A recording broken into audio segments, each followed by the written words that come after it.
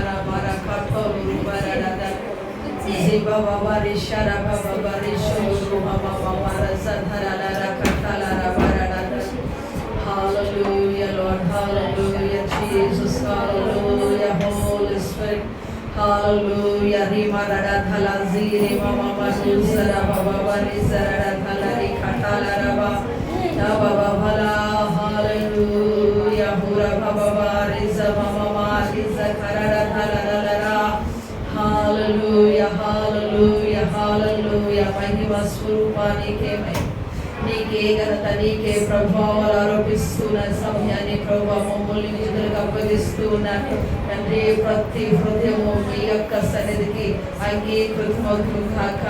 ఓ ప్రతి మనస్సు ప్రతి ఆలోచన పరిశుద్ధాత్మ దేవా నీ రెక్కల చాటి క్రిందికి వచ్చును గాక.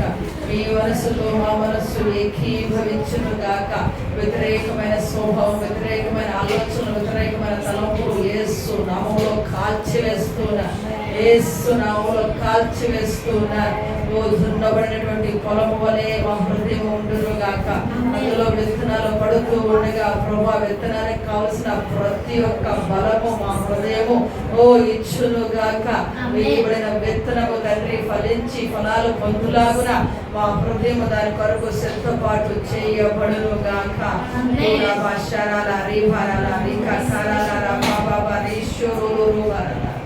ఓరి మామా రీజా బాబా రస థరల రీ కరల రవరడ థరల హల్లెలూయా జీమా మామా రూజరల రీగ థరల రీ కతవ రవ రష కల రోవరల థరల రీ బాబా రషరల రీష కథరల రవల యేసు నామములో సమస్త మహిమ ఘనత ప్రభావములు మీకే ఆరోపిస్తూ మీరే మహిమ ఘనత ప్రభావములు పొందుకోవాలి. యేసు నామములో ప్రార్థించి పొందుకొని ఉన్నాము తండ్రి. ఆమేన్. హల్లెలూయా. హల్లెలూయా. ప్రార్థనగా మోకలేస్తారు. హల్లెలూయా. హల్లెలూయా. నేను ఏం నేర్చుకున్నాం?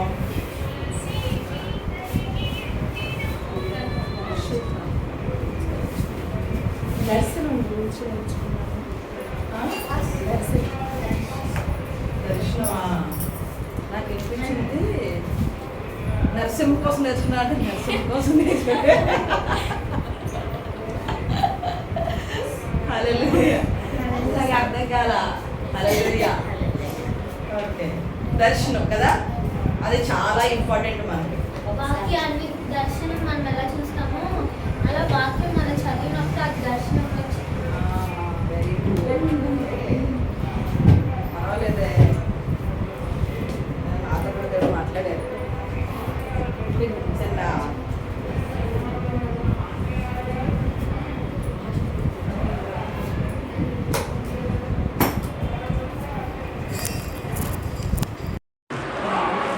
ఓకే, దర్శనాలు ఎంతమంది చూడాలనుకుంటున్నారు కదా, కాబట్టి మీరు ఏం చేయాలా?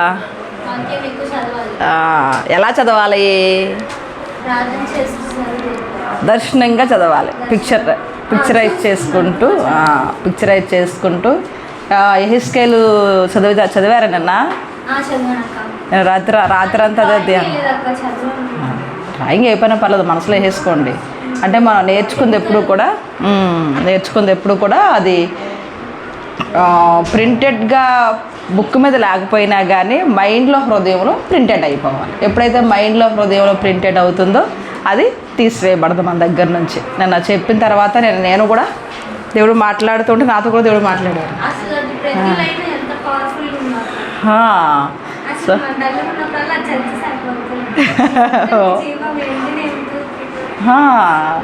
అది వేసిన తర్వాత నిన్న అక్కడ పడుకుని మామూలుగా అలాగా పాస్టర్ గారు మాట్లాడుతూ ఉన్నారు.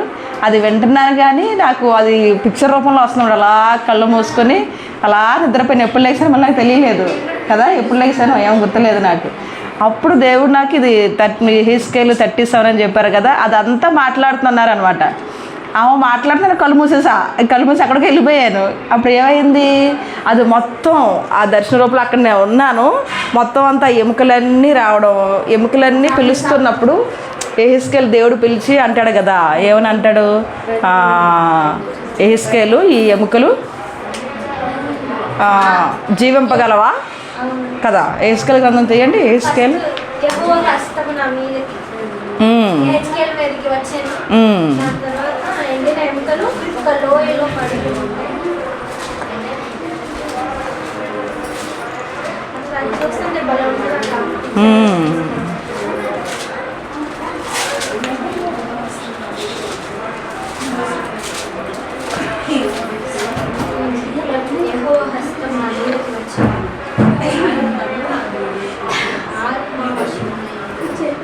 ఎహెస్కేలు 37 కదా. ఎహెస్కేలు 37 ఫస్ట్ ఏముంది, యెహోవా హస్తము నా మీదకు వచ్చెను, నేను ఆత్మావశ్యుడై ఉండగా యెహోవా నన్ను తోడుకుని పోయి ఎముకలతో నిండిన ఒక లోయలో నన్ను దింపెను, ఆయన వాటి మధ్య నన్ను ఇటు అటు నడిపించుచుండగా. నిన్న ఇది వాక్యం మీకు చదవమని చెప్పాను కదా, ఇంక వీళ్ళు మాట్లాడుతున్నా నేను వెళ్ళిపోయాను, కోమలోకి వెళ్ళిపోయిన తర్వాత యెహోవా హస్తము అంటే ఏంటి అని చెప్పేటప్పటికి ఏదో ఒక కమ్ముకున్నట్టు ఏదో ఒక మహిమ అలా వచ్చిందనమాట. సో ఆ మహిమ ఏం చేస్తుంది, నేను ఎక్కడున్నానో అక్కడే ఉన్నాను, కానీ ఆత్మీయలోకం తెరవబడింది అనమాట. మనం భూలోకంలోనే ఉన్నాము, కానీ ఆ మహిమ ఎప్పుడైతే మన మీదకి వస్తుందో మనం ఉన్న ప్లేస్లో మనమే ఉంటాం, కానీ ఆ లోకం తెరవబడుతుంది అనమాట. పరలోకంలో ఉన్నటువంటి ఆత్మ ఏం చేస్తుంది, ఆ ఆత్మ మన ఆత్మతో ఏకీభవిస్తుంది. అలాగా ఆ మహిమ అంటే అది యెహోవా హస్తం అంటే పరలోకంలో ఉన్నటువంటి ఆత్మ. చూడండి మన చుట్టూ గాలి ఉంది కదా, మనకు కనిపిస్తుందా ఈ గాలి? ఏమైనా కనిపించట్లేదు కదా, కానీ ఆత్మీయ కనులు తెరవబడితే గాలి కనిపిస్తుంది. అంటే మన చుట్టూనే ఒక గాలిలోకం ఉంది. గాలిలోకం ఏంటి మనకు కనిపించట్లా. అందుకే దేవుడు ఏమంటాడు, గాలి అంతటినీ బంధించి ఒక చోట పెట్టాను, అది నువ్వు చూడగలవా అని అడుగుతాడు. ఎవరిని? యోబుని. గాలి అంతటినీ నేను బంధించి ఒక గదిలో పెట్టి దాచి ఉంచాడంట గాలిని. అంటే గాలికి కూడా ఒక లోకం అన్నమాట, అగ్నికి కూడా ఒక లోకం అన్నమాట. అదే భూలోకం ఒక లోకము కదా. భూలోకంలో కొంత మట్టికి మనం చూడగలుగుతాం, అన్నీ మనం చూడలేము. ఎప్పుడైతే పరలోకంలో నివసించేటువంటి ఆ ఆత్మ, ఆ పరలోకంలో ఉన్నటువంటి మహిమ, మనం ఆ మహిమతో నింపబడతాము. అప్పుడు భూలోకంలో ఉండే పరలోకంలో అన్నీ చూడగలుగుతాం అన్నమాట. హల్లెలూయా. ఆ మహిమ మన మీదకి వస్తుంది. ఆ మహిమతో ఇక్కడే ఉంటూ మొత్తం మన ఏంటది గెలాక్సీలో ఉన్నటువంటి నక్షత్రాలన్నీ చూడగలుగుతాం. ఇక్కడే ఉంటాం, భూలోకంలోనే ఉంటే అవన్నీ చూడవచ్చు. ఇక్కడే ఉండి మనం భూతద్దంలో చూసాం అనుకోండి, ఏదైనా ఎలా కనిపిస్తుంది మనకి? దగ్గరికి వెళ్ళి చూడవసరంలా, ఇక్కడి నుంచే చూస్తాము. కానీ భూతద్దం కాబట్టి పెద్దగా కనిపిస్తుంది కదా. అలాగే మన ప్లేస్ ఏమన్నా మారేమా అంటే మనమున్న ప్లేస్లో నుంచే ఆ భూతద్దంలో చూడబట్టి అది పెద్దగా కనిపించింది. అదే మామూలు మైక్రోస్కోప్ ఉంటుంది, దాంట్లో చూస్తే ఏమవుతుంది, చిన్నగా ఉన్నాయి కూడా కనిపించేస్తాయి, ఎంత నలకలైనా సరే. ఇప్పుడు ఇక్కడ ఉన్నది మన చేతిలో ఏముందో జస్ట్ ఆ మైక్రోస్కోప్ పెట్టి చేతిలో చూస్తే మామూలుగా అయితే కనిపించదు. కానీ ఆ స్కోప్ పెట్టగానే ఏమవుతుంది, చేతిలో ఉన్న చిన్న చిన్నవి కూడా, భూతద్దం అయితే పెద్దగా కనిపిస్తాయి. మైక్రోస్కోప్ చిన్న అదైతే కనుక చిన్న చిన్నవి కూడా కనిపించేస్తాయి. అంటే అది ఎక్కడ మన కన్నుల్లో కాదు, ఆ పెట్టుకున్న అద్దంలో ఉందన్నమాట. అర్థమైందా మీకు? ఆ పెట్టుకున్న అద్దం, భూతద్దం పెట్టుకుంటే పెద్దగా కనిపిస్తుంది, భూతద్దం లేకుండా చిన్నది పెట్టుకుంటే, మైక్రోస్కోప్ పెట్టుకుంటే చిన్నవి కూడా కనిపిస్తాయి. అలాగే భూలోకంలో మనం ఉంటూ ఉన్నప్పుడు పరలోకంలో ఉన్న దేవుని మహిమ మన మీదకి వచ్చినప్పుడు అది ఎలా అంటే భూతద్దం లాంటిది అనమాట. ఎంత దూరంలో ఉన్నదైనా సరే మనకి ఆ దగ్గర నుంచి చూసినట్లు కనిపిస్తుంది. హల్లెలూయా. ఎంత చిన్నగా ఉన్నప్పటికీ కూడా, ఎంత చిన్నగా మన కంటికి కనిపించినంత ఉన్నది కూడా మైక్రోస్కోప్ వలె అవి మనకి పెద్దగా కనిపిస్తాయి. ఎంత చిన్నగా ఉన్నాయన్నా దూరంగా ఉన్నాయి, పెద్దగా కనిపిస్తాయి. ఇప్పుడు ఆకాశంలో నక్షత్రాలు ఉన్నాయి కదా, ఉన్నాయా నక్షత్రాలు? చూస్తున్నారు అందరూ నక్షత్రాలని? చూడలేదా?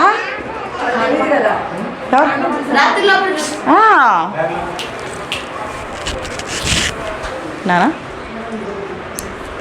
రాత్రులు చూస్తున్నాం కదా నక్షత్రాలు, చూడట్లేదా? నైట్ టైం పడుకున్నప్పుడు ఆకాశంలో వస్తాయి కదా నక్షత్రాలు. అవి ఎలాగుంటాయి?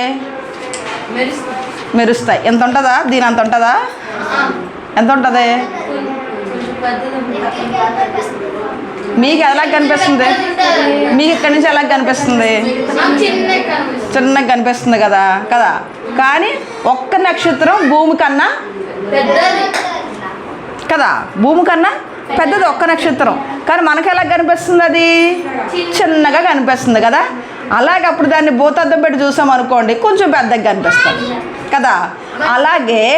అలాగే దేవుని యొక్క మహిమ పరలోకంలో నుంచి మన మీదకి వచ్చినప్పుడు నక్షత్రము ఎంత ఉందో దాన్ని మనం కనులారా చూడగలుగుతాం అన్నమాట. దగ్గరికి వెళ్ళాం సర్లా, కనిపించేస్తుంది మనకి. హల్లెలూయా. చూడండి, మనం అంతరిక్షంలో మనం యూట్యూబ్లో చూస్తాం, అంతరిక్షంలో భూమి ఎలా ఉంటుంది? రౌండ్గా ఉంటుంది. భూమి చుట్టూ నవగ్రహాలన్నీ ఉంటాయి కదా. ఎంత ఉంటుంది భూమి? ఆ భూమి చుట్టూ నవగ్రహాలన్నీ ఉంటాయి. దాన్ని ఎలాగా ఒక ఫోటో రూపంగా తీసి దాన్ని మొత్తం అంతటిని తీయగలిగారు. కానీ ఆ భూమిలో మనం ఉన్నాం. ఇప్పుడు భూమిని మొత్తం మనం చూడగలుగుతున్నామా రౌండ్గా ఉన్నట్టు? చూస్తున్నామా రౌండ్గా ఉన్నట్టు? భూమి ఎలా ఉంది ఇప్పుడు? కానీ మనం చూస్తుంది ఎలా ఉంది? గుండ్రంగా మొత్తం చూస్తున్నామా మనం భూమిని? ఇప్పుడు గుండ్రంగా ఉందా భూమి? మన భూమి మీద కదా ఉన్నాము. భూమి గుండ్రంగా ఉంది అక్కడ? లేదు కదా. అలాగే దేవుని యొక్క ఆత్మ మనలోనికి వచ్చినప్పుడు ఆత్మదేవుడు ఏం చేస్తాడంటే, ఆయన ఎలాగ రహస్యమైనవి మన కంటికి కనబడి ఉన్నావో అవన్నీ దేవుడు మనకి కనులారా చూపిస్తాడు. హల్లెలూయా. అందుకే దేవుని మహిమ నిత్యము మన మీద ఉండేలాగా మనం చూడాలి. సో అక్కడ ఏం జరిగింది? యెహోవా హస్తము నా మీదకు వచ్చును, నేను ఆత్మావశున్నై ఉండగా యెహోవా నన్ను తోడుకుని పోయి ఎముకల మధ్యలో, ఎండిపోయిన ఎముకల మధ్యలో నన్ను ఉంచెను. అంటే ఎండిపోయిన ఎముకలు, ఆ ఎముకల మధ్యలో అంటే అవన్నీ ఇది మొత్తం చదివారు కదా. హెస్కేల్ గ్రంథం 37 అధ్యాయం చదివారు మొత్తం? అయ్యో, రాత్రి ఖాళీయేగా. ఓ హోంవర్క్ ఇచ్చాను అది నేను సాయంత్రం. అవునా?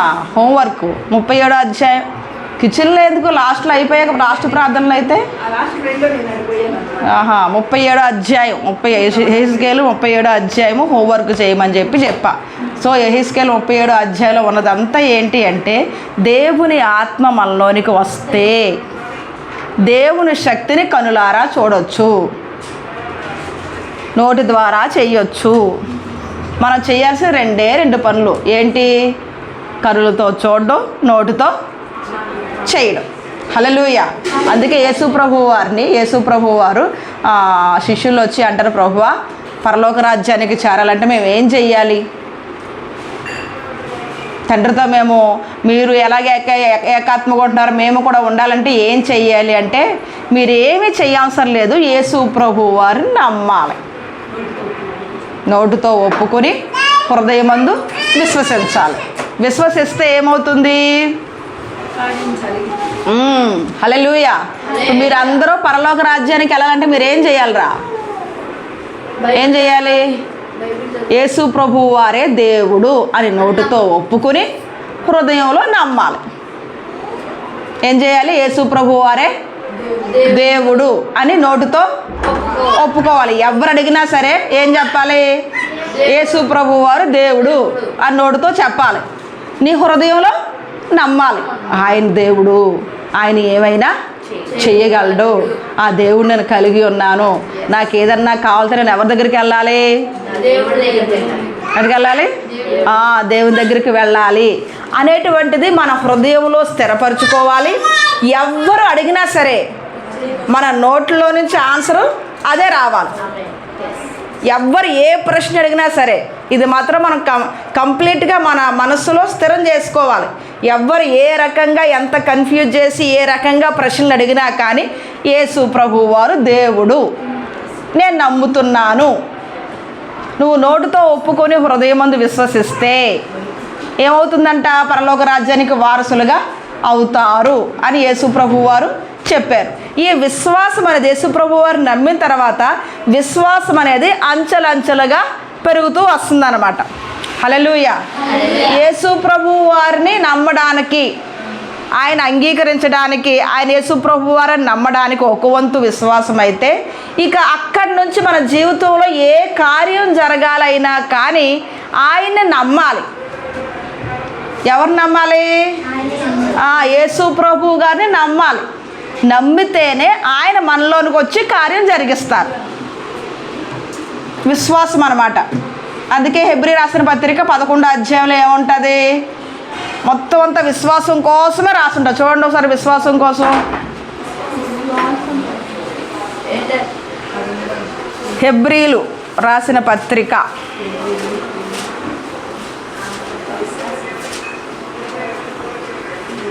11వ అధ్యాయమే కదా. హెబ్రీలు రాసిన పత్రిక 11వ అధ్యాయము 1వ వచనంలో రాయబడి ఉంది. విశ్వాసం అంటే ఏంటంటే నిరీక్షింపబడు వాటి యొక్క నిజ స్వరూపము, అదృశ్యమైనవి ఉన్నవనుటకు రుజువై ఉన్నది. నిరీక్షించబడు వాటి యొక్క నిరీక్షణ ఎక్కడ ఉంటుంది? దేవుడు చేస్తాడులే, ఆయన సర్వశక్తిమంతుడు, ఆయన ఆశ్చర్యకార్యములు చేసేటువంటి వాడు, ఆయన ఆలోచన కనీసం నా యొక్క ఇమాజినేషన్ కూడా అందదు, ఖచ్చితంగా ఆయన చేస్తాడు. ఇప్పుడు నేను చూడలేకపోతున్నానేమో కానీ ఆయన నా కోసం పనిచేస్తూనే ఉన్నాడు అని ఒక నిరీక్షణ ఉంది.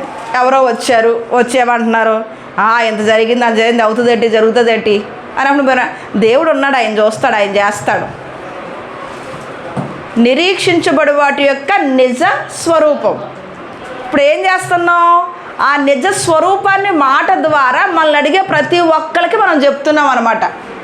మనం నిరీక్షణ కలిగి ఉంటే ఆ నిరీక్షణ యొక్క విడుదలే నిజస్వరూపం. నిరీక్షణ అంటే ఎలా ఉంటుంది? నిరీక్షణ అంటే దేవుడు చేస్తాడు, నేను చూడట్లేదు, నాకు తెలియదు రేపు ఏం జరుగుతుందో, కానీ ఖచ్చితంగా నా జీవితంలో దేవుడైతే ఇన్వాల్వ్ అవుతాడు. హల్లెలూయా. అది నిజం. ఆ నిజానికి ఒక రూపం దేవుడు ఇస్తాడు, దాన్నే నిజస్వరూపం. ఆ నిజస్వరూపం అంటే ఏంటి? నిజానికి ఒక రూపం. నేను నమ్మాను చెప్పాను, నిజానికి రూపం ఏంటి చెప్పనా?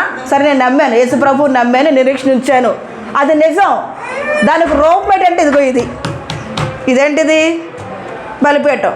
నేను నమ్మాను, బలిపీఠం వచ్చింది, నిజానికి రూపం వచ్చింది. నేను నమ్మాను, కుర్చీలు వచ్చాయి, నిజానికి రూపం వచ్చింది, అవునా? నేను నమ్మాను, ఈ స్టాండ్. ఇక్కడ ఉన్నాయన్నీ నిజానికి రూపాలు. ఎవరు నమ్మితే వచ్చాయి? నమ్మినప్పుడు ఉన్నాయి ఎన్ని? హల్లెలూయా. ఇక్కడికి వచ్చిన తర్వాత ఈ రూమ్ తీసుకున్న గోడ రూమ్ తప్ప ఏమీ లేవు. ఎవరున్నాయావా? ఇది కూడా లేదు. ఈవెన్ అసలు ఈ స్థలంలోనే ఏమీ లేదు. నిజం చెప్పాలంటే స్టార్టింగ్ పునాదులు వేయక ముందే ఇక్కడికి వచ్చామా, నేను కూడా వచ్చానప్పుడు అక్క మన ఇద్దరినే తీసుకొచ్చి ఈ స్థలం ఎలా ఉంది, ఎలా కట్టాలో అర్థం కావట్లేదు, ఏదో తగాదో సంథింగ్ ఏదో ఉంది, ఏదో తగాదలు పడుతున్నారు ఇలాగ అని చెప్పి అమ్మేద్దామో ఏదో సంథింగ్ అంది అక్క. అప్పుడు నేను వచ్చాను ఇక్కడికి, ఫస్ట్ స్టార్టింగ్లో వచ్చి ప్రేయర్ చేసి ఒక వ్యక్తి ఎవరు అక్కకి పరిచయం అవ్వడం, సంథింగ్ మనీ కూడా లాస్ అవ్వడం, జరిగింది సంథింగ్. అప్పుడు ఈ స్థలానికి వచ్చి ఇక్కడ ఇల్లు కట్టాలనుకుంటున్నాం అంటే అప్పుడు నేను కూడా వచ్చా, ప్రార్థన చేసాం ఇద్దరం కలిసి. అంటే దేవుడు ప్రణాళిక చూడండి, పునాదులు వెయ్యబడక మునిపే మేమిద్దరమే వచ్చాం.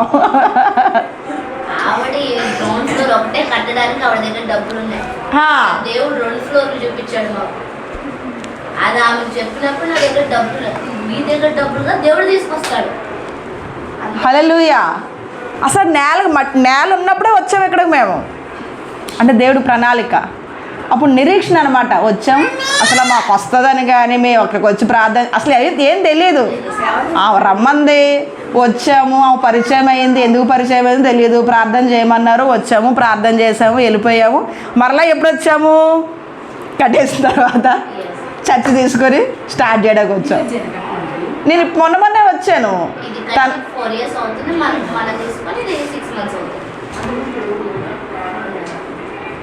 హల్లెలూయా. అంటే నిరీక్షణ. ఆమెకు ప్రార్థన చేయడం వలన మనకు వచ్చేది ఏమీ లేదు. కానీ ఎవరిని బట్టి ఆమె ప్రార్థన చేయడానికి వెళ్ళాము?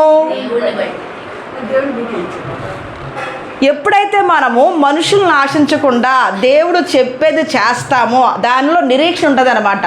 వాళ్ళేదో చేస్తారని, వాళ్ళేదో ఇస్తారని, వాళ్ళ వల్ల మనకేదో లాభం ఉందని మనం ప్రార్థన చేయడం, వాక్యాలు చెప్పడం ఇదేది కాదు. దేవుడు నాకు అప్పగించిన పని ఇది, నేను చేస్తున్నాను.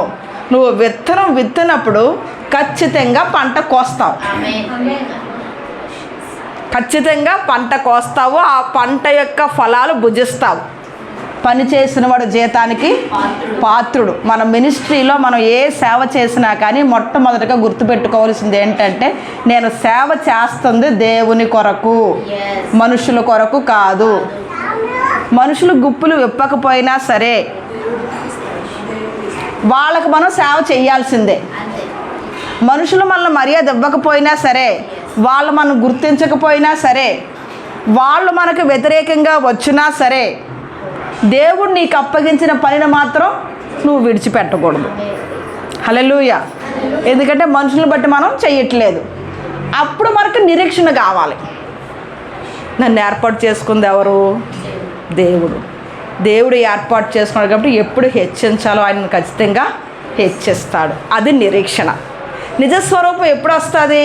నువ్వు నిరీక్షించిన దానిని బట్టి, ఏ విషయంలో నువ్వు నిరీక్షించావో ఆ విషయంలో నిజస్వరూపం వస్తుంది.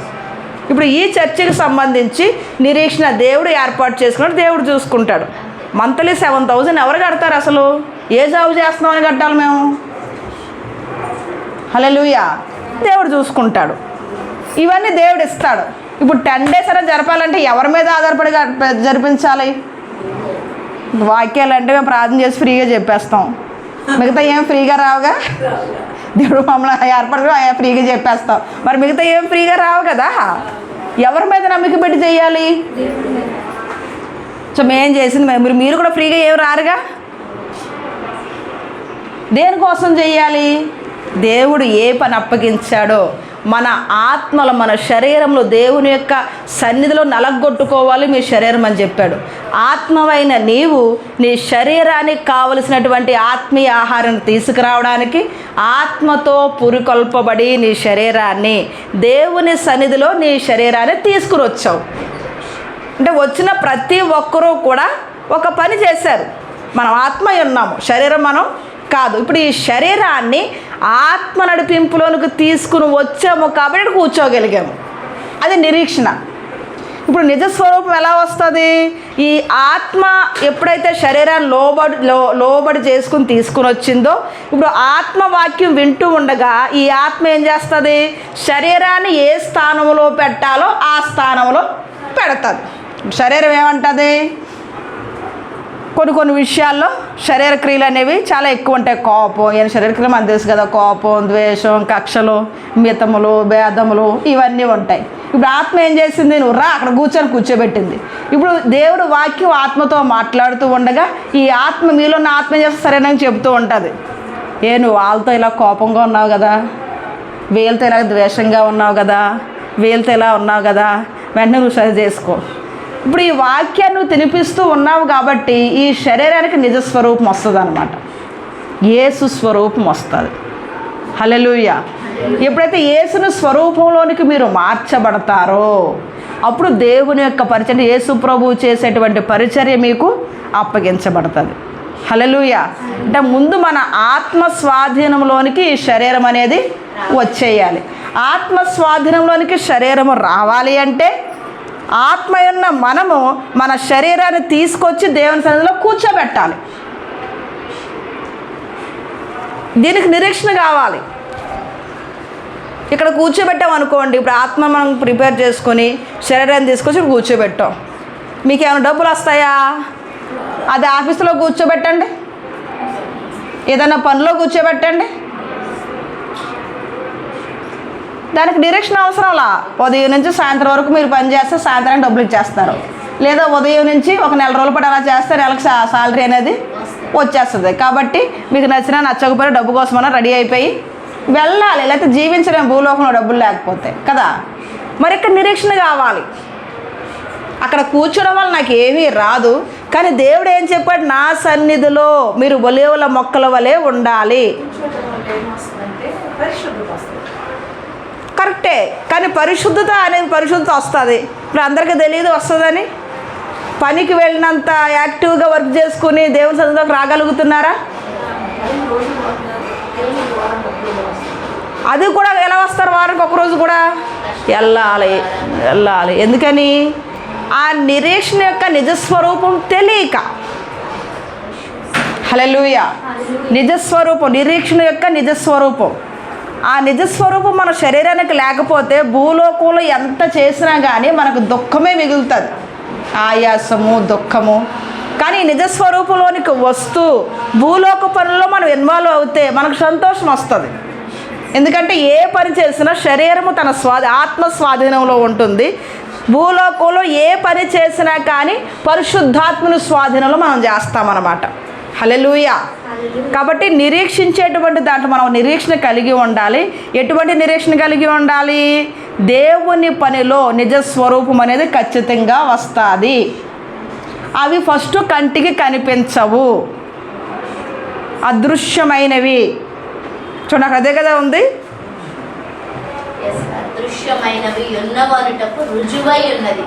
అదృశ్యమైనవి కనిపించట్లా. ఇప్పుడు పరిశుద్ధాత్మని ఎంతమంది చూస్తున్నారు? చూడట్లా. అదృశ్యమైనవి, కానీ రుజువు అయితే చేయగలుగుతాం. రుజువు ఉంది, కనిపించట్లా. కానీ రుజువు ఏంటి అంటే రుజువు చూపిస్తుంది. నేను మారా. ఎంతమంది తాగుబోతులు మారలా? ఎంతమంది అడల్టరీస్ మారలా? ఎంతమంది సిగరెట్లు, మనం చెప్పింది కదా అక్క, సిగరెట్ తాగడం మందు మానేయాలని ఒక మందు వేస్తారు. ఆ మందుకు శరీరానికి బలహీనము. కానీ దేవుడు కనుక ఆపేస్తే ఎటువంటి బలహీనతలు లేకుండా అది మానేయగలుగుతాము. పైగా మన శరీరానికి ఆరోగ్యం వస్తుంది. హల్లెలూయా. అంటే దాని అర్థం ఏంటి? రుజువు. అదృశ్యమే, కానీ రుజువు కనిపిస్తుంది. అది మనకి ఏ పని జరుగుతుందో మనకు కనిపించట్లే, అదృశ్యంగానే జరుగుతున్నాయి.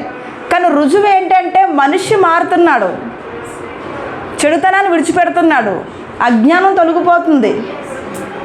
ఎటువంటి వారు వచ్చినా కానీ వాళ్ళ మార్పు కనిపిస్తుంది. హల్లెలూయా. అందుకే విశ్వాసము, క్రిస్టియన్స్కి మొట్టమొదటిగా ఉండవలసింది ఏంటి? విశ్వాసము. హల్లెలూయా. దేని మీద విశ్వాసం ఉంచాలి? యేసు ప్రభువు వారిని మనం చూడలేదు, పరిశుద్ధాత్మలు మనం చూడలేదు, కానీ అనుభవిస్తున్నాం. ఇవన్నీ మనం ఏం చూడలేదు, కానీ అది దేవుడు చేస్తాడు అని నిరీక్షించాము. నిజస్వరూపం అనేది వచ్చేసింది. హల్లెలూయా. కాబట్టి నిరీక్షించు వాటి యొక్క నిజస్వరూపము అదృశ్యమైనవి ఉన్నవి అనుటకు రుజువైంది. మనం ఇప్పుడు నమ్మేస్తాం. ఇప్పుడు ఏమన్నా యేసుప్రభు ఉన్నారా అంటే ఏమని చెప్తారు మీరు? ఉన్నారు. పరిశుద్ధాత్మలు ఉన్నారా? అసలు ఆ కళ్ళు మూసుకుని నిద్రలో లేపి మధ్యరాత్రిలో మత్తున్నప్పుడు లేపడున్నా సరే పరిశుద్ధాత్మగా ఉన్నాడా అంటే ఎందుకు లేడు? ఉన్నాడు అంటాం. యేసుప్రభు వారు ఉన్నారా అంటే యేసుప్రభువు లేకపోవడం ఏంటి? ఆయన ఎలా మాట్లాడుకుంటున్నాను నువ్వు? నా చెప్తారు రా చెప్తే కూర్చో అని చెప్పి బోళ్ళని విషయాలు. అదృశ్యమైనవి మనం రుజువులు చూపిస్తాం. ఇది రుజువు, ఇది రుజువు, వాళ్ళు ఉన్నారు, అందుకే నేను నమ్ముతున్నాను. హల్లెలూయా. అంటే మనం క్రిస్టియన్స్గా ఈ విషయం అస్సలు మనం దీంట్లో బెనుకులు ఉండకూడదు, తణుకులు ఉండకూడదు. ఎందుకంటే రాబోయే కాలాల్లో యేసు ప్రభు నిమిత్తం ఎవరిని ఎంతమంది చంపుతారో తెలియదు. సో ఎవరు ఇక్కడ కనబెట్టి చెప్పినా కానీ యేసు ప్రభు దేవుడా? అవును దేవుడే. పరిశుద్ధాత్ముడు మీ మీదకి వచ్చాడా? ఇప్పుడు అడుగుతారు చాలామంది, పరిశుద్ధాత్మ దేవుడు ఉన్నాడా? అందరూ గంతులేస్తారా? ఇలాగేస్తారా? ఆ టంగ్స్ మాట్లాడతారా? మీరు ఏదైతే నమ్మారో, ఏదైతే అనుభవించారో అది అబద్ధం ఆడకూడదు. ఎస్ ఉన్నాడు. మేము అనుభవించాము, మేము మాట్లాడాము. నీకు కూడా కావాలి అనుకుంటే ఆయన కనిపించకపోవచ్చు, కానీ నువ్వు అనుభవించవచ్చు. హల్లెలూయా. సో ఆ రీతిగా మీరు దేవునికి ప్రార్థన చేసి ఏం చేయాలి?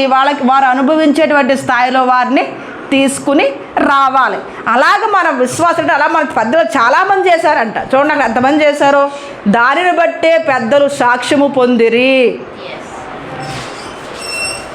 ప్రపంచములు దేవుని వాక్యం వల్ల నిర్మాణమై ఉన్నవి, అందును బట్టి దృశ్యమైనది కనబడెను, పదార్థముల చేత నిర్మింపబడలేనిది విశ్వాసము చేత గ్రహించుచున్నాము. ఈ ప్రపంచాలు ఉన్నాయి కదా, ప్రపంచం ఉంది కదా, ప్రపంచంలో మట్టి ఉంది చూస్తున్నాం, చెట్టు ఉంది చూస్తున్నాం, సముద్రాలు ఉన్నాయి చూస్తున్నాం. ఇంకా ప్రపంచంలో ఏమున్నారా చెప్పండి? భూలోకంలో ఏమున్నాయి చెప్పండి? మీరు ఏం చూస్తున్నారు? ఆడ మైండ్లో ఉన్నాయి చెప్పాను. జంతువులు, కార్లు, బైకులు, బిల్డింగ్స్, వాటికి కావాల్సినవి అనమాట ఫ్యూచర్లో. ఇంకా నీకు వచ్చేద్దా లేరా? ఈ స్నమ్మలో వచ్చును గాక. ఆమేన్. ఇంకేమన్నారా? నువ్వేం చూస్తున్నారా? చేపలు తండ్రి వాగైతే ఎరా మీరు ఏమన్నా కంటికి కనిపించుకొని లోపల పోయారా? ఇలా కూర్చొని ఎదరకరండి, ఎదరేసుకోండి. కుర్చీలు లేకపోతే కుర్చీలో కూర్చొని నాకు కనబడేలాగా వేసుకోండి. మీ మొఖాలు కనిపించాయి అనుకోండి, నాకు మీరు దేవదూతలు. మీరు కనిపించకపోతే నేను ఏమైపోవాలా? ఇలా ఎదరికి నువ్వు నాకు సగమే కనిపిస్తున్నావు. నీ పేరు హ్యాపీ. నీ హ్యాపీ నాకు లేకపోతే నేను ఏమైపోవాలరా? నాకు ఎదురు నీ ముఖం నాకు స్ట్రైట్గా రావాలా. అది వెరీ గుడ్. చెప్పరా, నీకు భూలోకంలో ఏం కనిపిస్తుంది? చెట్లు, పొట్లు, నాలెడ్జ్, బుక్ నాలెడ్జ్. అది జంతువులు, పండ్లు, పువ్వులు అన్నీ బుక్ నాలెడ్జ్. చెప్పరా, నీకు మంచి జ్ఞానం ఉందరా. కొండలో నీళ్ళు. Very good. ఇది బుక్ నాలెడ్జ్. బాగా చదువు, నువ్వు బాగా చదువుతావు. అర్థమైందా? ఏ క్లాస్ ఇప్పుడు నువ్వు? Very good. 10th state first వచ్చేయాల. మంచి నాలెడ్జ్ ఉంది నీకు. అర్థమైందా? 400 మార్కులు తగ్గకూడదు. సరేనా? చదువు, మంచి నాలెడ్జ్ ఉంది నీకు. సరేనా? నీవురా భూలోపల ఏం చూడలేదా? అత్తబాటు ఫోన్లో ఆడుతూ ఉంటారు వేరా. బలిపేటాల. అబ్బా ఎదురుకుంట కనిపిస్తుందంటే బలిపేట పట్టాడు. మామూలుడు కాదేడు. 2 రోజులు వచ్చాడు కదా, డైలీ వచ్చాడు కదా. ఇంకారా అక్కడ ఉన్నాయి బట్టలు. నువ్వు మామూలుడు కాదరా నువ్వు కదా. నువ్వు కనిపించి చెప్పేశారు కదా. సో ఇవన్నీ కనిపిస్తున్నాయి కదా. కనిపించిన ఏడు చెప్పండి. ఏం కనిపించట్లేదు. మీకు ఏం తెలుసు? భూలోకంలో గాలి కనిపించట్లేదు కదా, కానీ ఉందా? ఇంకేం కనిపించట్లేదు? పరిశుద్ధాత్మ కనిపించట్లేదు, కానీ ఉన్నారు. ఇంకా ప్రాణం కనిపించట్లేదు. అవును, అందరం బ్రతికే ఉన్నాం కదా. అందరూ బ్రతుకున్నారా? ప్రాణం ఉందా? కనిపిస్తుందా? నిజం చెప్పండి, కనిపిస్తుందా ప్రాణం? కనిపిస్తుందా? కనిపించట్లేదా? ఇంకా ఏం కనిపించట్లేదు? ఆత్మ కనిపించట్లేదంట. కనిపించినట్లు చెప్తున్నారు ఇప్పుడు. ఆత్మ కనిపించట్లేదు. మరి ఆత్మ ఉందా? నిజమే. మీరు చాలా మంచివాళ్ళరా. ఆత్మ ఉంది కానీ కనిపించట్లేదు కదా. అయితే మన పెద్దలు కూడా, అంటే దేవుడిని తెలుసుకున్న వాళ్ళందరూ కూడా ఏవైతే కనిపిస్తున్నాయో అవన్నీ వారు నమ్మారు. కానీ కనిపించిన వాటిని కూడా చూడండి ఏం చేశారు అక్కడ చూడండి. దానిని బట్టి పెద్దలు సాక్ష్యము పొందిరి. ప్రపంచములు దేవుని వాక్యము వలన నిర్మాణమైనవనియు, అందును బట్టి దృశ్యమైనది కనబడేడు పదార్థములచే నిర్మింపబడలేదనియు విశ్వాసము చేత గ్రహించుకొనుచున్నాము. ఈ కనబడే అన్నీ కూడా దేవుని యొక్క కనబడిన వాక్కు చేత నిర్మించబడి ఉన్నవి అని నేను చూడలేదు, కానీ ఇక్కడ రాయబడి ఉంది కాబట్టి నేను నమ్మాను.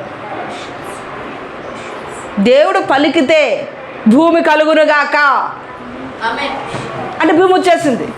వెలుగు కలుగునుగాక అంటే వెలుగు వచ్చేసింది. అంటే ఏంటి? ఇప్పుడు వెలుగు కలుగును గాక అనగానే వెలుగు వచ్చిన వెంటనే ఆ వెలుగు కలుగును గాక అనేటువంటి వ్యక్తిని నేను చూడలేదు, ఆ మాట వల్లే జరిగిందో లేదో నేను చూడలేదు, కానీ వెలుగును చూస్తున్నాను, లైట్ని చూస్తున్నాను కదా, వెలుగును చూస్తున్నాను. కానీ ఈ వెలుగు ఎలా కలిగిందో నేను చూడలేదు, కానీ రాయబడిన దానిని బట్టి నేను నమ్మి, ఓహో దేవుడు పలికితే ఈ వెలుగు వచ్చింది, దేవుడు పలికితే ఈ సూర్యచంద్ర నక్షత్రాలు వచ్చాయి, దేవుడు పలికితే ఏమొచ్చినాయి, ఇంకా భూలోకం అంతా సృష్టింపబడింది అని పూర్వకాలం ఉన్న మన పెద్దలందరూ నమ్మారు. హల్లెలూయా. ఈ దృశ్యమైన అన్నిటినీ కలగజేయడానికి మనకు కంటికి కనిపించిన ఒక దేవుడు ఉన్నాడు. హల్లెలూయా. మనకు కనిపించినటువంటి ఒక శక్తి ఉంది. హల్లెలూయా. ఆ శక్తి వలనే ఇదంతా సృష్టింపబడింది. ఆమేన్. అది మనం నమ్ముతున్నాం, మన పెద్దలందరూ కూడా నమ్మారు, దాన్నే విశ్వాసము అన్నాము. సరేనా? తర్వాత చూడండి ఏముందో కింద.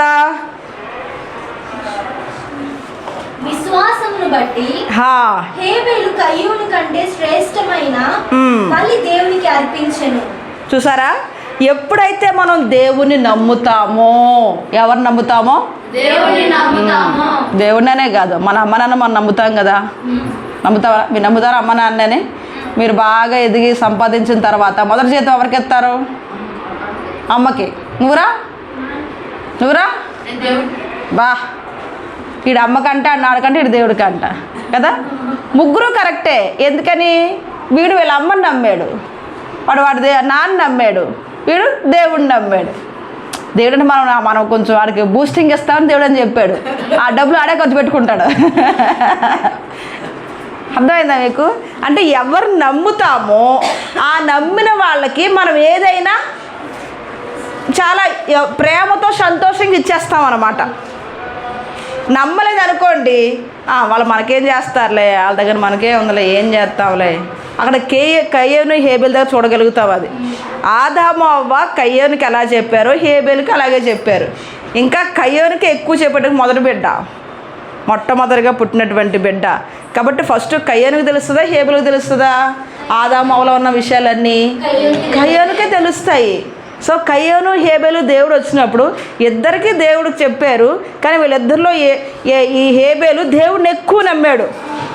ఆదాము మా నాన్న మా అమ్మని దేవుడు చేశాడు, ఇన్ని కార్యాలు జరిగాయి కాబట్టి దేవుడికి నేను ఏం చేయాలి, ఏమిస్తే బాగుంటుంది, ఎలా చేస్తే బాగుంటుంది అని శ్రేష్టమైన క్రొవ్వుని ఇంకా అదే పని మీద ఉన్నట్టు. మనం ఏదన్నా ఒక బాగా ఇంట్రెస్ట్మైన పని మీద ఉన్నప్పుడు దాని మీద ఇంకా నిద్ర పట్టదు, తిండి తినలేము, ఎవరిని పట్టించుకోలేము. ఎందుకంటే అది చాలా బాగా రావాలి.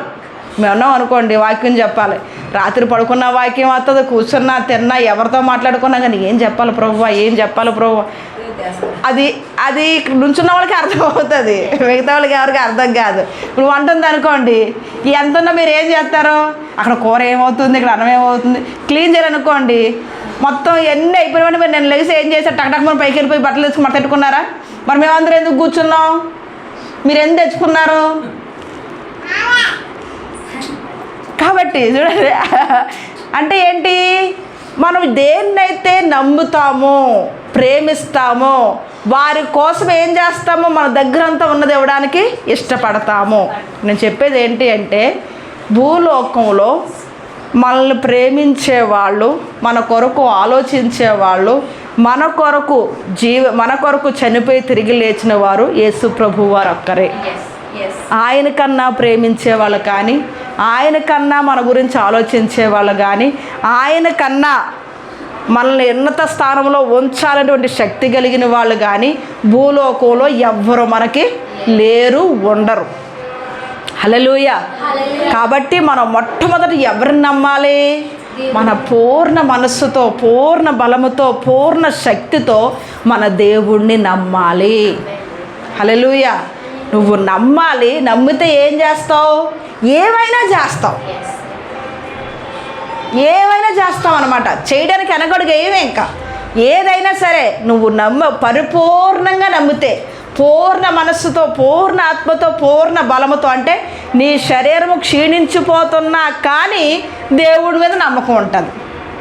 ఇంకా ఇంకొక 5 నిమిషాలు చనిపోతున్నా అన్నా కానీ దేవుడి మీద నమ్మకాన్ని, ప్రభువా నీ కోసం నేను ఇచ్చాను కదా, ఎలా చంపుతావా నన్ను అన్న విషయం రాదు. అపోస్తలుల పౌలు వలె బ్రతుకుట క్రీస్తే చావైతే లాభము అంటాం. పౌలు గారు ఎన్ని దెబ్బలంట? ఒకడు తక్కువ 39 దెబ్బలు 5 సార్లు తిన్నారంట. యేసు ప్రభు వారు ఎన్నిసార్లు తిన్నారు? 5 సార్లు. యేసు ప్రభు వారు ఒక్కసారే తిన్నారు. అపోస్తలుడైన పౌలు గారు 5 సార్లు తిన్నారు. యేసు ప్రభు వారు ఒక్కసారి. యేసు ప్రభు వారు దేవుడు కదా, దేవుని శిష్యులు పౌలు. ఈ పౌలు గారు 5 సార్లు తిన్నారు. ఒకడు తక్కువ 39 దెబ్బలు, కొరడా దెబ్బలు. ఏదైనా తప్పు చేస్తే యూదుల్లో వాళ్ళు కొరడాలతో దెబ్బలు కొడతారు. ఎన్ని? 39.